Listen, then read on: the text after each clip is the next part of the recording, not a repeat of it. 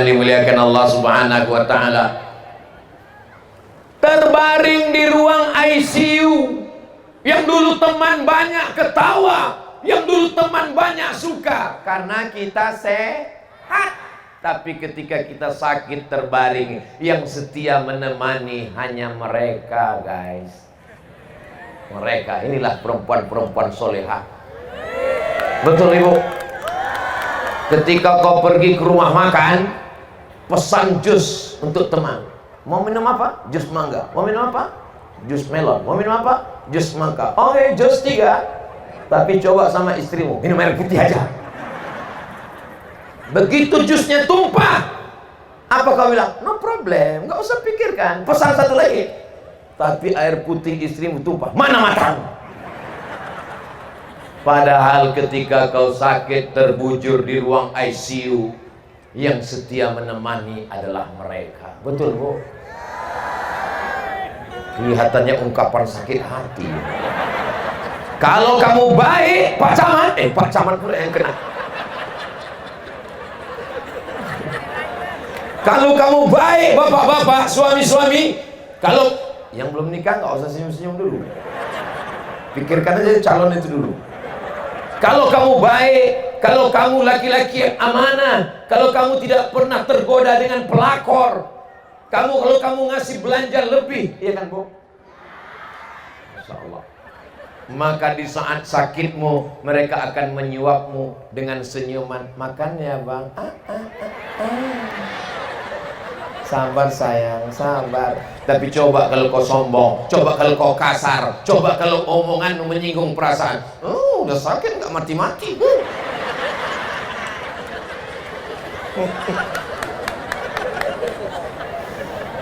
Makanya kita disuruh menjadi orang yang baik.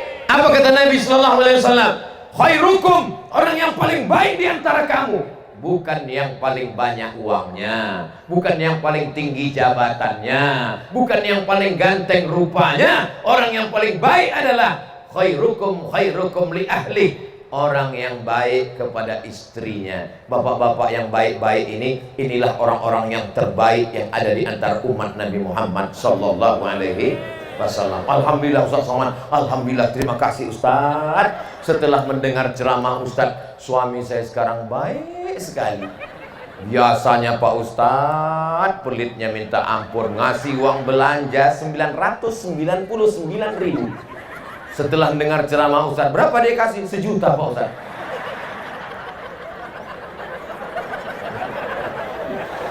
Biasanya ngomongnya kasar Pak Ustadz, sekarang sudah lembut, sudah baik Pak Ustadz. Bahkan saya kalau mau pergi arisan, mau pergi pengajian, langsung saya bilang, abang mandikan anak, pel lantai, masak, dah abang. Itulah contoh istri yang masuk neraka jahanam.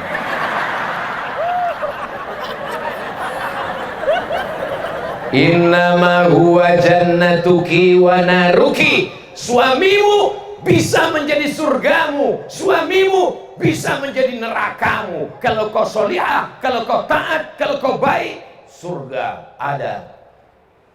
Jangan senang dulu. Surga tetap di bawah telapak kaki.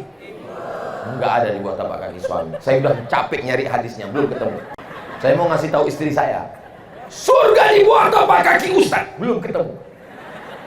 Saudara yang dimuliakan Allah Subhanahu wa taala, al-mu'minun suami, wal mu'minat istri, ba'dhum awliya'u ba'd.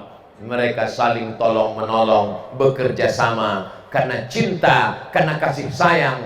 Lahirlah anak-anak yang soleh dan solihah. Anak itu lahir karena bapak sayang kan? Kalau benci lahir gak anak itu? Mana mungkin aku benci tiba-tiba lahir Saudara yang dimuliakan Allah Subhanahu wa taala, sayup-sayup terdengar suara azan, hayya 'alas shalah. Masuk dari menara masjid, masuk ke rumah sakit. Oh, tadi saya lupa menyapa, hadir juga bersama kita Bapak Direktur Rumah Sakit, hadir bersama kita. Terdengar suara azan, masuk ke celah jendela rumah sakit, masuk ke bapak yang sedang terbaring ruang ICU, Meleleh air mata bapak, berkata ke ibu. Ibu bertanya, "Papa mau sop? Enggak. Papa mau sate? Enggak. Papa mau apa? Mau somat? Enggak. Mau sholat." Ibu yang tahu bahwa suaminya ini tidak pernah menempelkan keningnya ke lantai, angkuh, sombong, tidak pernah mau berwudu, selama ini hanya mengecek orang sholat. Kalau ada tetangganya sholat, "Oh, mau sholat ya? Kirim salam sama Pak Imam ya." Kalau mendengar suara azan, "Hayyalas shalah," istrinya menjawab, "La haula wala quwata illa billah." Apa kata suaminya? "Kamu duluan sajalah." 2 kali istrinya menjawab, melihat suaminya, "La haula wala quwata illa billah." Tapi saat kau terbaring, mana jabatanmu, mana hartamu, mana tenagamu, mana ototmu, mana kehebatanmu? Kau hanyalah setumpuk daging busuk yang akan dimakan cacing tanah. Orang kaya mati, orang miskin mati, pejabat jangan bilang ada orangnya di sini. Jaga juga perasaan mereka. Polisi, Pak Kapolres tadi polisi. Awas kalian kena tilang nanti. Ustaz, tengoklah Pak. Saya pun digitukan orang ini juga. Ternyata kita semua akan menghadap Allah Subhanahu wa Ta'ala. Yang kita kenang hanyalah kenangan yang indah. Apa kenanganmu tentang Ustaz Abdul Somad? Ustaz Abdul Somad itu Masya Allah, Tabarakallah. Apanya yang Masya Allah? 4 tahun kami undang baru datang. Mudah-mudahan Allah mengampunkan dosa silap salah Ustaz Somad. Maukah masyarakat Bapak Ibu dari Kota Baru memaafkan Ustaz Abdul Somad? Tulus, ikhlas, tidak menuntut di padang mahsyar. Dah selesai. Daripada saya nunggu Idul Fitri minta maaf, lebih baik di dunia minta maaf. Maukah ibu memaafkan kesilapan-kekhilafan bapak? Dari bunyinya saya khawatir Pak.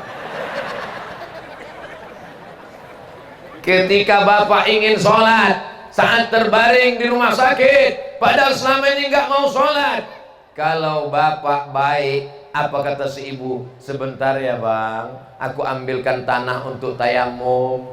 Tapi kalau bapak sombong, bapak jahat, bapak nakal, "Sebentar ya bang, ku ambilkan tanah untuk menimbunmu." Kematian adalah istirahat bagi bapak maupun bagi ibu. Bapak yang kurang ajar, bapak yang kasar tidak sopan, maka saat kematian bapak, ibu menjadi orang yang istirahat dari segala penderitaan. Betul Bu? Lihat ya. Allahumma salli ala sayyidina Muhammad wa asli lizalimin bizalimin wa akhrijna min bainihim salimin wa ala alihi wa sahbihi ajma'in. Sallallahu rabbuna ala nuril mubin Ahmad al-Mustafa sayyidil mursalin wa sahbihi ajma'in wa ala alihi wa sahbihi ajma'in. Tapi suami saya itu nggak sholat Pak Ustadz. Kenapa ibu bisa nikah sama dia? Saya pun juga dulu nggak sholat. Jadi kami satu circle Pak Ustadz. Kami satu server Pak Ustadz. Tapi sekarang saya sadar saya sudah tua Pak Ustadz. Setiap saya berkaca saya lihat kerut-kerut di wajah saya makin banyak.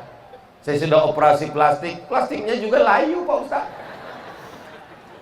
Saya pakai bedak, katanya pakai skincare ini bagus, rupanya salah Pak Ustadz. Wajah saya makin hitam sekarang Pak Ustadz. Pertama pas saya pakai, muka saya putih, leher saya hitam. Sekarang lebih hitam pula muka saya dari leher lagi Pak Ustadz. Kuncinya satu, jangan tersinggung. Tersinggung meninggal. Semua cerita ini tidak terjadi di Kota Baru, terjadi di tempat lain. Kenapa tidak disebutkan tempat dan lokasinya? Menjaga kode etik jurnalistik dan perasaan jamaah. Saudara yang dimuliakan Allah Subhanahu wa Ta'ala, pada akhirnya dari mulai ujung kaki sampai ujung rambut semuanya akan membusuk ketika masuk ke dalam lubang tanah. Yang pertama kali membusuk adalah usus, perut, gembung, masuk angin 7 hari, meletus. Cacing-cacing mulai datang menyerang. Binatang yang paling tajam hidungnya bukan anjing herder, tapi cacing. Matanya tidak punya, telinga tidak punya. Kalau nggak percaya, besok tangkap cacing, cek sendiri. Mata nggak punya, telinga nggak punya, kaki nggak punya, tangan nggak punya, kulit nggak punya, hidup dalam tanah. Tapi Allah Maha Adil, kurang pada yang lain, diberikan kelebihan yang lain. Hidungnya tajam, dia bisa mencium dari jarak 1 kilometer. Kalau ada orang dikubur di sini 7 hari perutnya membusuk, maka cacing-cacing dari jarak radius 1 kilometer mulai datang menyerbu. Serbu, brownies. Apalagi yang suka menyiksa cacing waktu mancing. Inilah yang menyiksa kakek kami dulu, katanya. Kami adalah cucu-cucu yang membalas dendam, katanya. Tapi jangan gara-gara ini lalu bapak takut mancing. Tetap aja, ambil aja cacing. Bilang, cacing, kakek kau dulu memang bersalah. Sampai akhirnya wajah yang selalu dipoles, di make up, wajah yang selalu diperhatikan, pada akhirnya akan menjadi santapan cacing tanah. Tapi jangan gara-gara ceramah ini besok masuk kantor bupati nggak mandi. Pas Pak Bupati ketemu, heran semua, kenapa pegawai Pemda ini tai matanya sebesar bakso semua? Pas ditanya, kenapa kalian nggak mandi? Kata Ustaz Somad, nggak ada gunanya membersihkan wajah, semuanya akan menjadi santapan cacing tanah. Kalau gitu Ustaz Somad jangan kita undang lagi ke Kota Baru, dia hanya merusak etos kerja kita. Islam ini agama yang mengajarkan bersih. Dulu masih ingat waktu kecil kuku kita diperiksa satu-satu. Masih ingat? Yang ingat berarti udah tua. Anak sekarang nggak tahu itu karena nggak boleh dipukul. Pukul tangkap. Komisi Perlindungan Anak. Dulu diperiksa kuku panjang, aduh, pakai Mr. Roll dari kayu. Sakit luar biasa. Banyak juga yang udah tua rupanya. Kuku panjang nggak boleh. Makanya saya ketika jadi dosen ngelihat ada mahasiswi kuku panjang. Apa ini kuku panjang? Kenapa pakai kutek? Kenapa hitam? Ustadz, ini bukan kutek. Apa? Black henna. Air wudhu tetap masuk, Ustadz. Iya. Atasnya black henna, bawahnya black daki. Masak bakwan. Datang tamu makan. Apa sih resepnya? Ini.